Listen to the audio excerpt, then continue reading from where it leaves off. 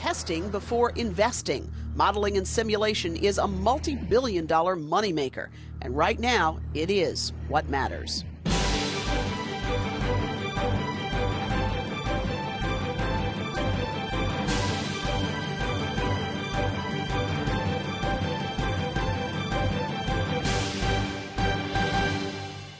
Good evening, I'm Kathy Lewis. Whether you call it ModSim or like to think of Hampton Roads as Sim City, there's little question that the multi-billion-dollar simulation industry is changing the way the world does business. Tonight, we'll talk about that business and try to get a sense of Hampton Roads' place in it. And we're glad to have four of the players in the field with us tonight. Thomas Reese is with VMask. Matt Spruill is with SAIC. He's also the chair of an upcoming conference on modeling and simulation. Captain Bill Kovac is with us from the U.S. Joint Forces Command, and Rick Lally is with us as well from the Hampton Roads Technology Council. Welcome to all of you, and thank you for being with us literally, not just virtually, but literally in the studio with us. Good to have you with us. Rick Lally, you've been kicking around this world for a very long time when it comes to modeling and simulation. I think you've been such a leader, particularly with the role you've played with the Hampton Roads Technology Council. And this was a fledgling little business that people pointed to, what, 5-10 years ago and said, we have a story to tell in that, and what a lot of change has happened since It's then. grown quite rapidly, too, hasn't it? It really has. But, you know, I think we really have to thank our military folks here in the area that have really brought a tremendous amount of that business, and I think the seeds for a big, you know, future economic growth opportunity. So what do we mean when we say modeling and simulation?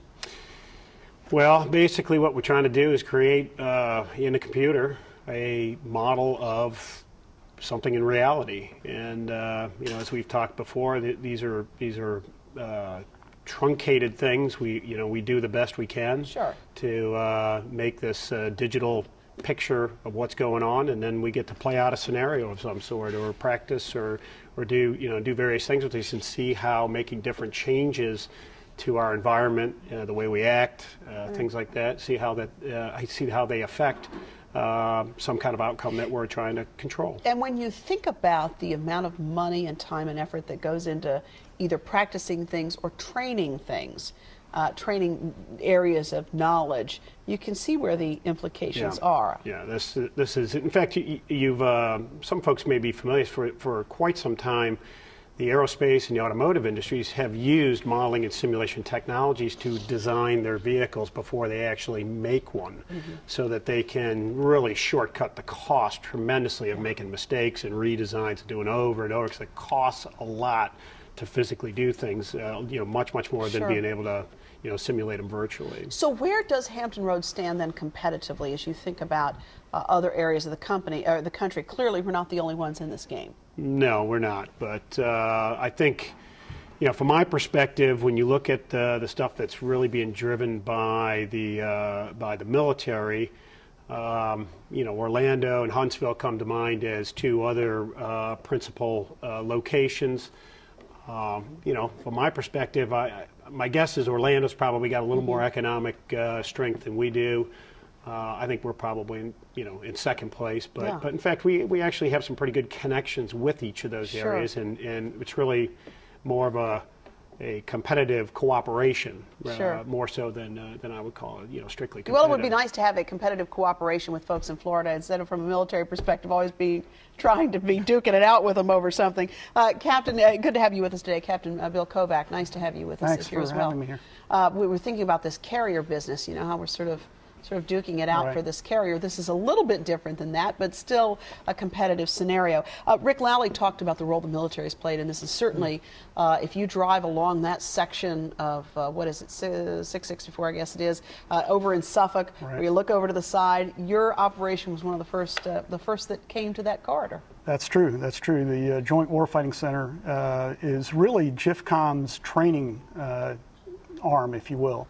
And so we use modeling and simulation extensively to train at a bunch of different levels, at the staff level, at the individual unit level, and here in the Hampton Roads area, because we've got such a large naval presence, and there are other military organizations here, obviously, but there's a lot of work with the Navy that we've done. What's really kind of exciting is that in the past, a lot of the simulations that we've had were developed in a stovepipe. So you had aviation simulators that were out at Oceana, you had ship simulators that were at the main base, or submarine simulators, and they were never really designed to talk to each other or connect. They were designed really to train individual crews. But what we've done over the last several years is we've been able to network these simulators together to develop large-scale exercises that not only connect our ships here locally and our aircraft here locally, but the ones down in Mayport, wow. The ones out on the West Coast. And then we reach out to our joint partners as well. So we've got Army simulators, Air Force simulators that come into the events, and then coalition partners as well, because that's how we operate in theater, is with our joint partners, sure. with our coalition partners, and it allows us to train in a synthetic environment. And the benefits of that are not using the fuel. It is a fraction of the cost to run a synthetic exercise versus a right. live exercise. Well, and you think about the implications of that just in terms of, I'm thinking of one of the most dramatic things you can see, which is carrier flight operations, particularly right. those that happen at night. I suppose if you could integrate the work of the person who's trying to guide that aircraft in with the pilot, right. That's certainly a lot less dangerously done in a simulator than it is off right. the deck. And it's not to say that you don't need live training. I mean, sure. pilots still need to fly, ship drivers need to still drive their ships. But when you're training as a integrated carrier strike group, and a lot of times the pilots, the aircraft, the ships are used as training aids, or they're not getting a lot of training out of it, whereas the staff at the higher level is really getting the training. And that's where we can focus simulation, I think, the best in right. the military, is really the staff level currently. What we'd like to do is get it further down into the tactical level. Yeah, and I know you're also looking at the probability of doing some more focus on ground operations. Absolutely. We were speaking earlier that we have very high fidelity aviation simulators, maritime simulators, but General Mattis, the commander of Joint Forces Command, has testified to Congress that 80% of the casualties in our current conflict are being taken by the ground forces. Wow. And yet we do not have adequate simulation for the ground forces, for the small unit, for the individual soldier or Marine to train to. And so that is a really large That's focus really compelling, area isn't it? of where we're trying to put our efforts. I can really appreciate that. We're happy to have Thomas Reese with us as well, who directs business development and technology transfer for VMASC, which is the Virginia Modeling and Simulation Center. Is yes. that right? Yes, it's the Virginia Modeling, Analysis, and Simulation Center. Analysis. All right, there's an extra A in there. What can I tell you? Yeah. I'm very happy to have you with us today. This technology transfer piece is critically important, isn't yes, it? It because is. This technology that the military is developing, we will be successful, I guess, to the extent that we're able to transfer that into the private sector. Exactly. VMASC, we are part of Old Dominion University. We're managed by the Office of Research out of Old Dominion University. So we're not separate from Old Dominion. Our mission is to engage in scholarly research as well as economic development, workforce development, and education. So yeah, it is the university that has the underpinnings to new right. research and development, that things that industry can step in and add what they do to create new products and applications that can be used by the military and the commercial sector.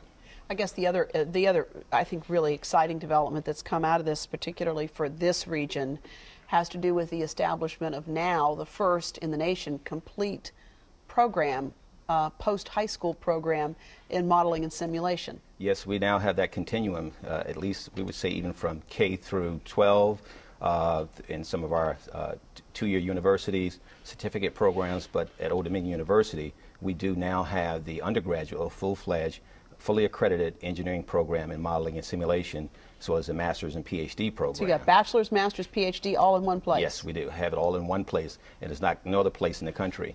I mean, that's very exciting. I think it's exciting for this region, too, because what it means is you will get people coming here from all over the country. Yes. And if we have the opportunities for jobs for them to step into, that'll be a great thing. Those jobs are good-paying jobs. That is one of our mandates, to educate the workforce to fill these positions that you may see at SAIC or Yeah. Northrop Grumman, General Dynamics. these folks, they're looking for these kind of people with these skill sets. And as you might have heard, the average salary in this industry is about $84,000. Yes, it is. I'm wondering, though, as you think about this issue from what we know about this very dreadful economy that we've been going through lately, is modeling and simulation something into which someone could, with some education and some training, transfer from some other fields that may be perhaps not as relevant anymore as they used to be? Well, there is relevancy in the field of modeling and simulation because modeling and simulation is a multidisciplinary field. It takes minds from all the different disciplines sometimes to solve some of these more complex problems we find in industry and government.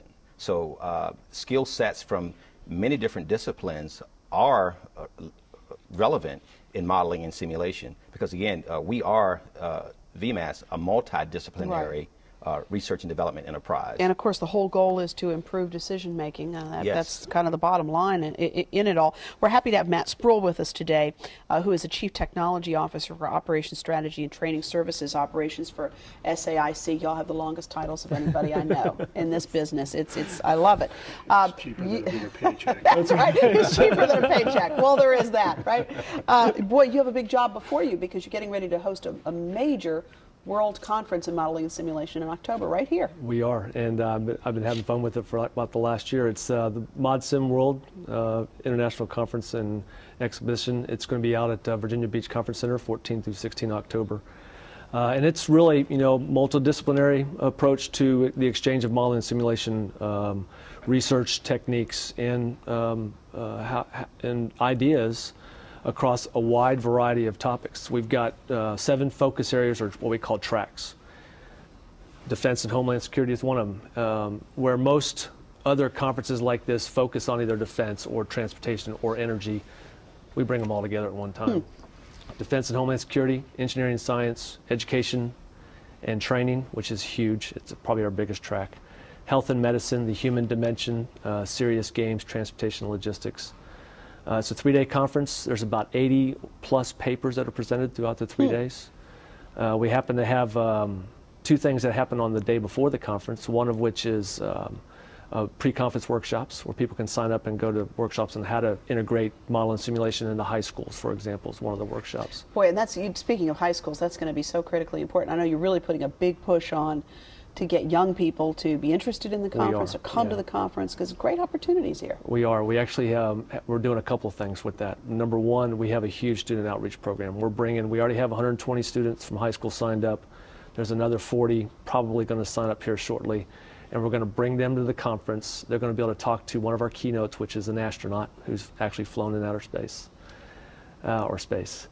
And then we're going to walk them around the exhibition floor and show them some of the systems that are out there. And what we're trying to do is 2 things. One, create a spark in these young minds that, yes, I can build that game or that simulation in the future. And if I go to college and I focus on science or any type of technical field, engineering, mathematics, I can come out of college and go into that field.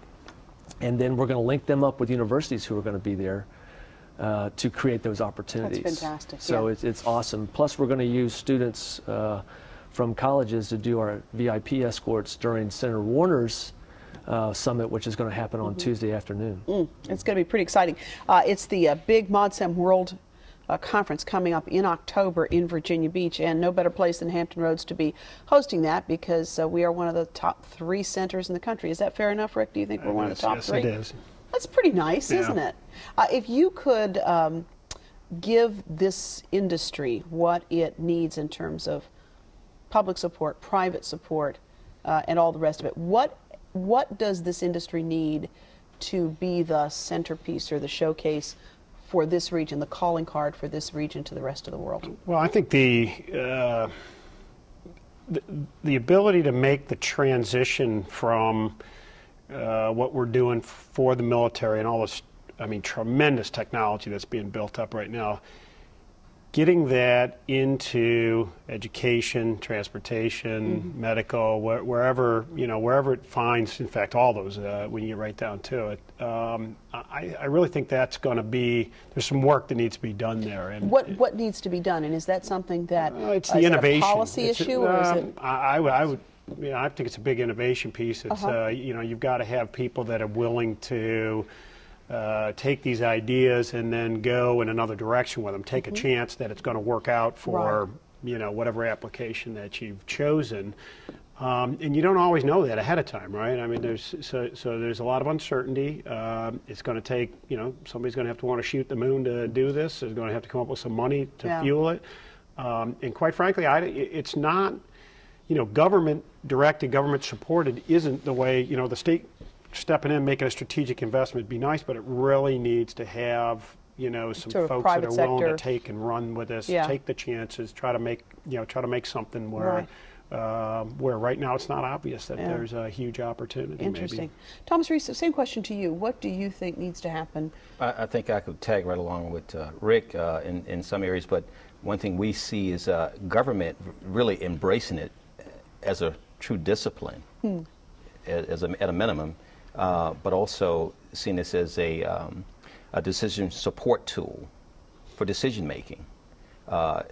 And then we think that as well can be translated to industry. Sure. Seeing this is a discipline and a decision support tool.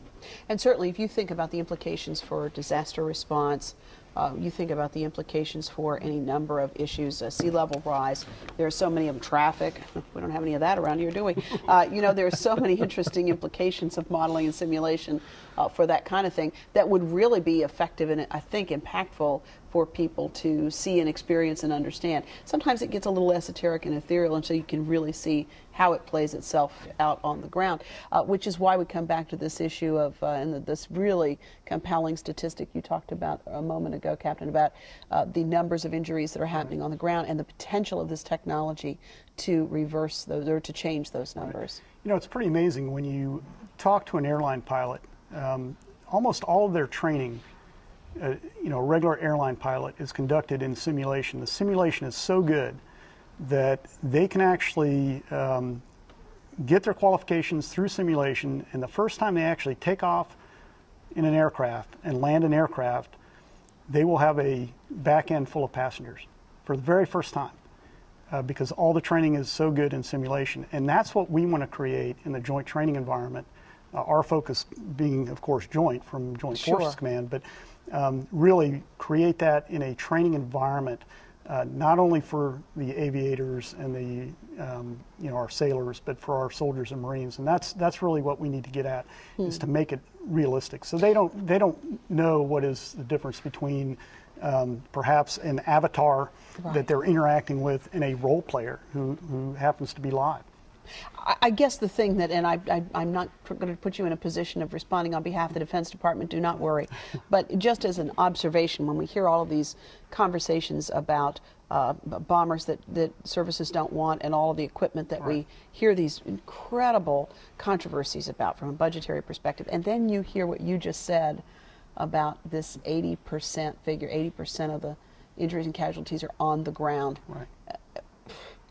It just makes you wonder why there's not more focused attention on that. If there's a technology that's available that could be enhanced to begin to turn those numbers around, it really is a pretty compelling thing. And that's really what we're working on with the Department of Defense. We are sponsored. We are funded by the Department of Defense to go out and really take a look at those and research and development and those kind of technologies, whether it might be off the shelf or if it's stuff that we have to create or develop ourselves. And so, Rick Lally, here's the key, I guess, is this idea of transferring this technology to the private sector, to all kinds of other businesses. Sure. The implications for medical care are certainly interesting, and I guess a piece of that is going on here as well. Yeah, sure is. Yeah, EVMS is doing some wonderful things in looking at the capabilities there. And training for surgical procedures. Which I think you would absolutely want to be done the idea that you could have the the best doctor somewhere else taking care of you here Yeah. Has some serious attraction to it, right? As you think of the other implications for this region, if you had a bit of advice for policymakers, for leaders, for planners in terms of really driving this point home and making Hampton Roads a well-known worldwide center for modeling and simulation, what would that advice be? Well, we have sort of a famous saying in business that perception is reality, and I think the issue is very, very often it's strictly an issue of perception. We've got a bunch of great things going on here. We have a ton of great opportunities.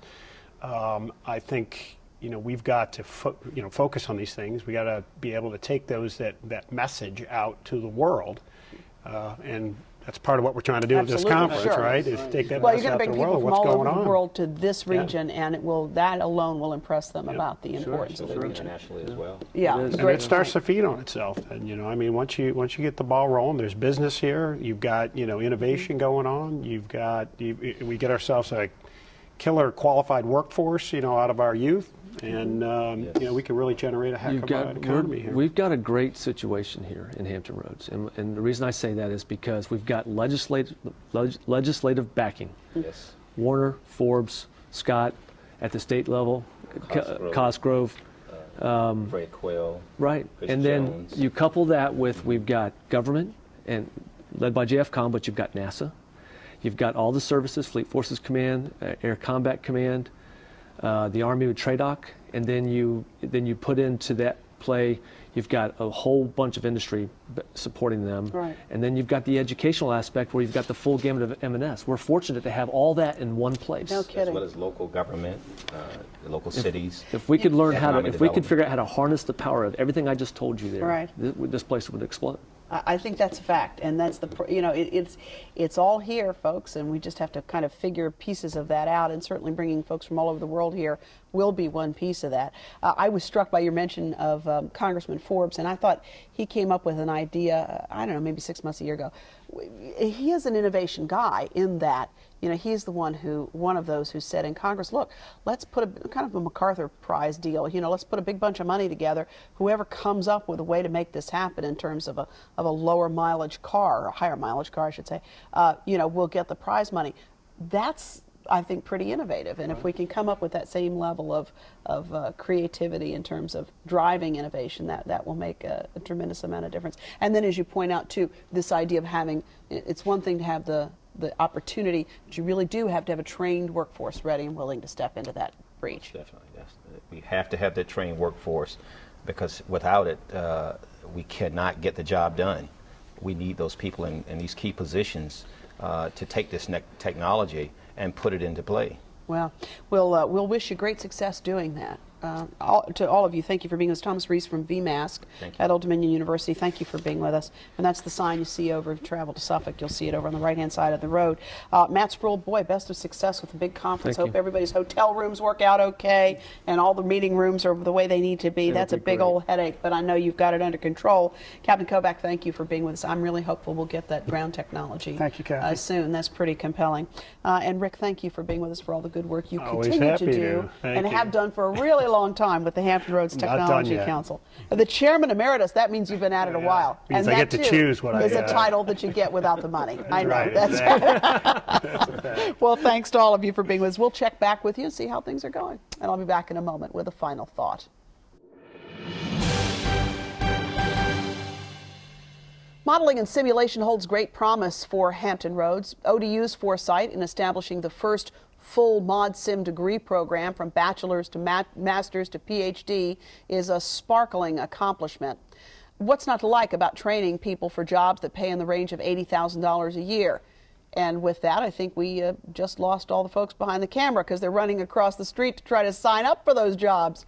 There is, as I see it, a relatively untapped opportunity to make the ModSim case to the people of Hampton Roads, and it has to do with traffic and emergency response for hurricanes. We've seen some computer-generated modeling of what different scenarios will look like depending on storm surge. But I can't help but believe there's something a little more compelling and relevant in terms of the way to present that than what we've seen so far.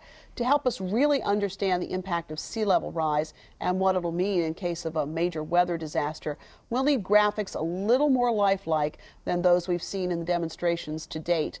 And while a Hollywood-style scenario is probably a little too graphic, maybe a little too scary, there has to be something in between that will get people's attention and engage a conversation that's long been needed. That conversation about the significant number of our public safety response sites that actually won't be very responsive at all in case of a big storm because they'll all be underwater. It's great to have a scenario of tiny dashes that get smaller and more compact to signify what will happen when there's an incident in traffic and how long it will take to respond to that. But this kind of scenario sometimes takes too much explaining for a region that has so much to gain and so much to lose, depending on whether we decide that improving and integrating our transportation system is something we're game for. Hampton Roads has a unique and compelling stake in military and commercial modeling and simulation. And while it is rightly chasing business all over the globe and welcoming people to Hampton Roads to celebrate our accomplishments therein, we shouldn't forget to sell modeling and simulation to the folks at home as well. And that may take a few loss leader projects just to get our attention. We would love to know what is on your mind at any time online through our website, whatmatters.tv. At the moment, you cannot do that virtually. You cannot just think it and we will receive it. You must drop us an email, whatmatters@whro.org. You can join us on Facebook as well, and we'll be glad to send you an e-bit each week with a look at what we're working on. Don't forget to download our video and audio podcasts at itunes.com. And of course, you can always send your letters to us. What Matters at WHRO, 5200 Hampton Boulevard, 23508. We have the telephone too, 889-9425. In the weeks ahead, conversations with all the candidates running for statewide office, from Attorney General to the Governor. We'll go one-on-one with each of those contenders. You can also join us on the radio. I hope you'll tune in to 89.5 WHRV for Hearsay. That's each weekday at noon. I'm Kathy Lewis. Thanks so much for watching. We'll see you again next time for another look at what matters.